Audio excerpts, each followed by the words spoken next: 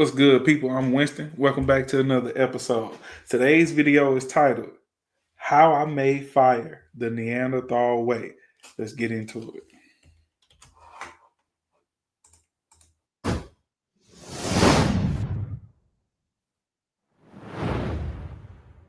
Welcome to Caveman on Fire. It's only appropriate that for the first video on this channel, I show you how I made fire using the tried and tested method of smashing rocks together. The rocks that I used to produce sparks were flint and pyrite. There is some archaeological evidence indicating that this method was already used by one of our earlier Homo buddies, the Neanderthal. If you're wondering how do we know that, here is a quick explanation.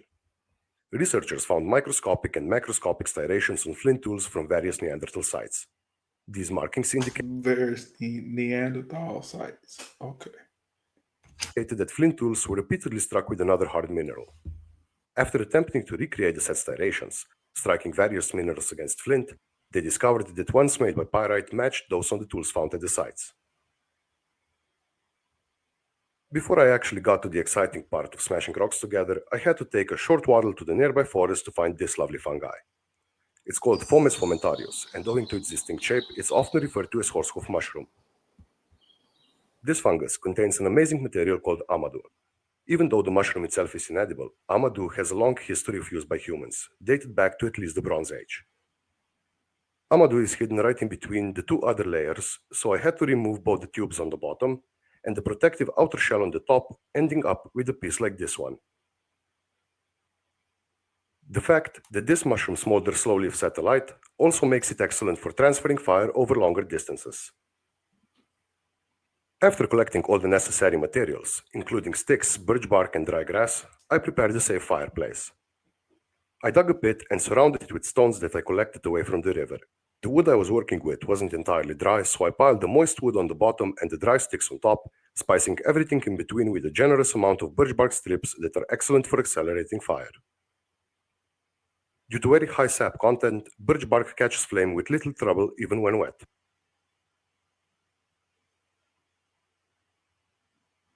I also prepared a nest of dry grass, where I later placed the smoldering ember.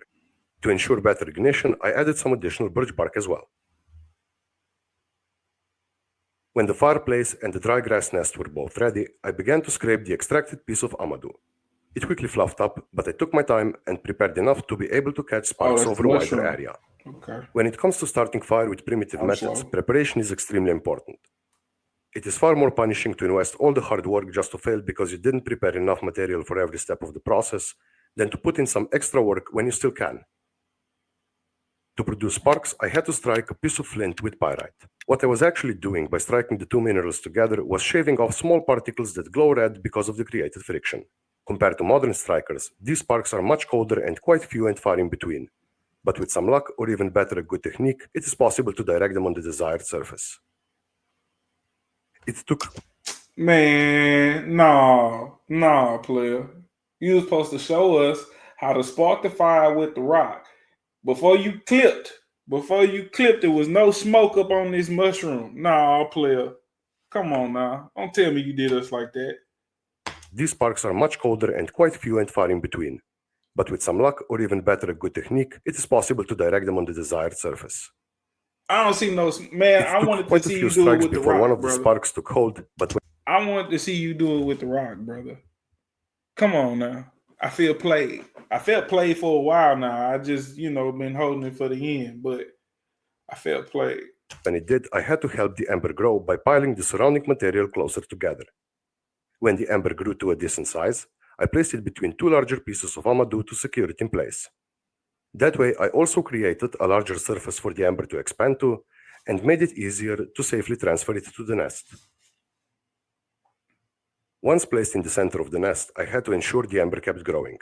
By gently wrapping the dry grass around it and blowing in a gentle stream of air, I started to build up the heat on the inside of the nest. Once the smoke started emerging from the dry grass, I knew I was on the right track.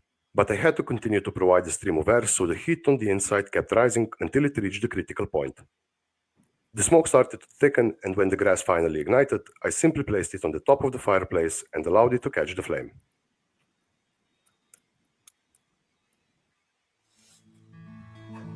I hope you enjoyed the video. Press the like button, subscribe, and leave a comment down below. I'm going to hold it. I'm going to hold it. I'm going to hold it. 77 likes. Absolutely going to get us a like. This is by Caveman on Fire. Has 132 subscribers. This video is 2 months old. This is his oldest video. Has 2.1K views. So people are watching this video. Survival skills are big, and that's the reason I clicked the video in the first place. I'm always trying to learn survival skills. So this was right up my alley. I think this was a great find.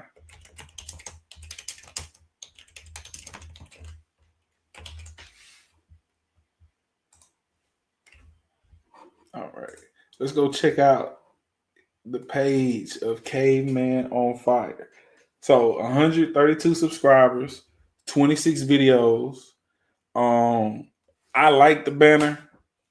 I like the picture. I like the name of the channel. To me, this is simple, plain as day. Caveman on Fire. When this channel popped up, I instantly knew what it was going to be before I even looked at the videos. It was going to be like a survival channel. And I was happy to scroll down and see instructional videos, well put together thumbnails, great but simple titles, which is very cool. Very, very cool.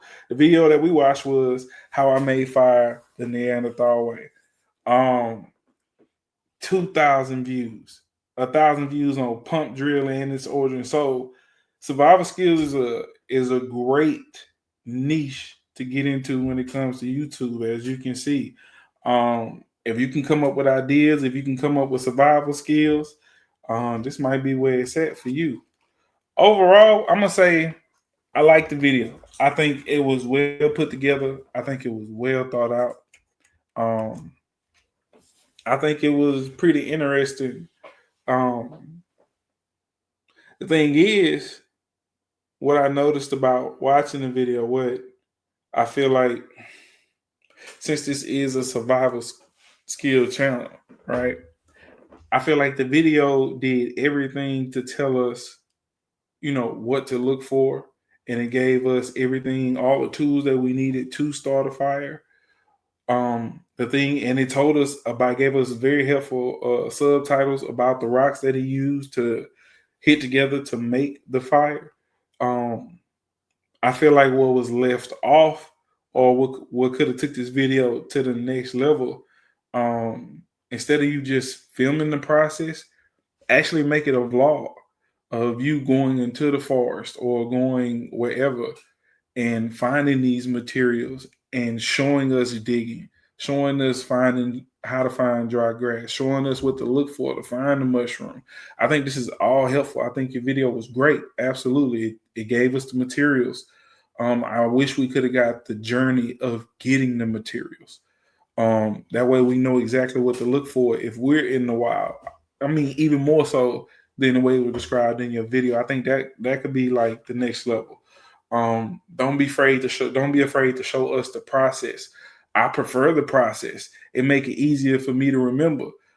Easier for me to process, easy for me to like regurgitate. If I was in the wild, I could think about that so quick. Okay, he said look for areas like this when it comes to finding these two stones. He said look for areas like this when it comes for the mushroom that holds a spark. Go, how to cut off or dry tree bark. I feel like showing us the process of how you put this together could be in the next level. But overall, I love the video. Let me know down in the comments, what do you think about the video? Is this a skill you're gonna pick up? It's a skill you're gonna try. I want to try this. I feel like I can do this. Other than that, I'm Winston. I appreciate y'all for stopping by. Make sure y'all like this video. And I'm gone.